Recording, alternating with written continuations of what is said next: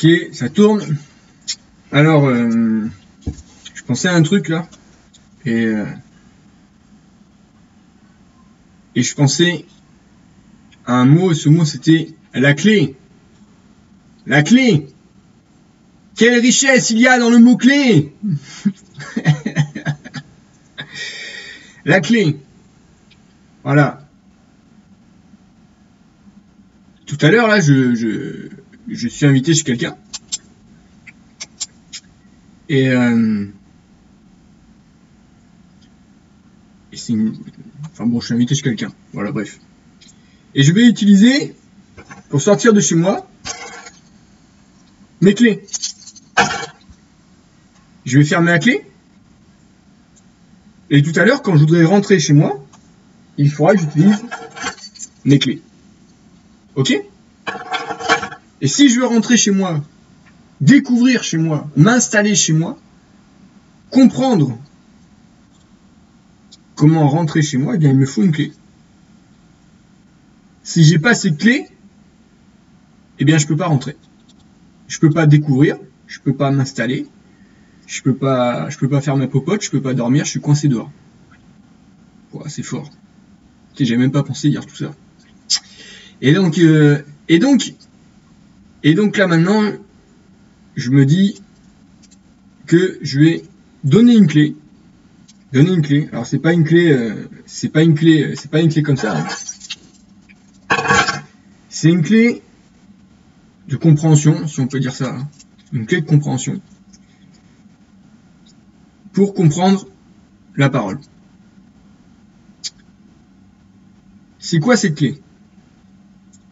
Alors peut-être en lisant la parole souvent, moi c'était mon cas avant, hein, quand j'étais en Babylone, il y avait des textes que je ne comprenais pas.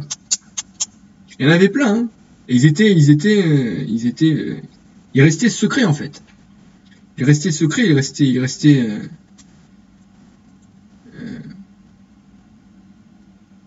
y avait un brouillard entre mes yeux et la révélation qu'il y a dans ce texte. Il y en a peut-être encore, hein. Mais pas autant qu'avant.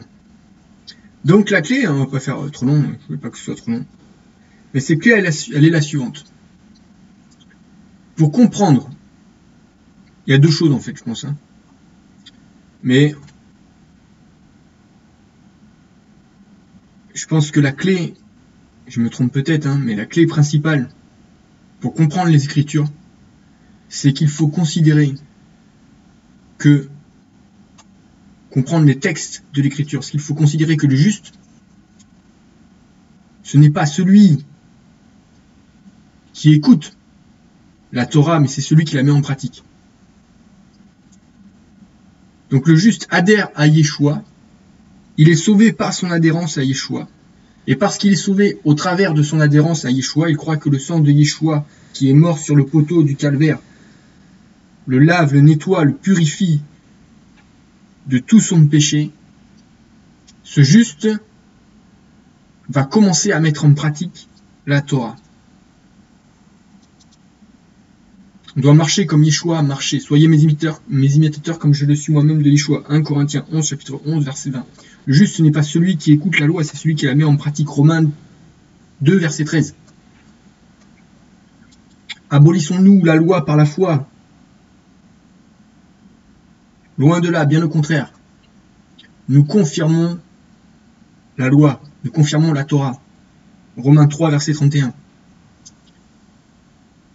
Donc, je dois lire les Écritures avec ces clés. Avec ces clés. Le juste n'est pas celui qui écoute, mais c'est celui qui la met en pratique. Mon adhérence en Yeshua m'amène à pratiquer la Torah. C'est ça la clé. Et vous voyez, il y a plusieurs clés. D'ailleurs, je n'ai pas pensé à ça. Il y a plusieurs clés. Une clé pour plusieurs portes. Une clé pour plusieurs portes. Même s'il n'y a qu'une seule porte, il n'y a qu'un seul chemin. Pour comprendre les Écritures, la parole se justifie par la parole. Les Écritures se justifient par les Écritures. Les Écritures se comprennent par les Écritures. La parole se comprend par la parole. C'est tout. Voilà les clés. Voilà les clés. Il faut la méditer. 1 Josué chapitre 1 versets 7 et 8. Que ce livre de la Torah ne s'éloigne point de ta bouche, médite-le jour et nuit, jour et nuit, jour et nuit, jour et nuit. Il faut l'apprendre, il faut retenir, il faut le méditer, il faut le ruminer. Voilà, j'arrête. Parce que maintenant je vais utiliser mes clés pour sortir et pour rentrer après. Allez, à plus tard.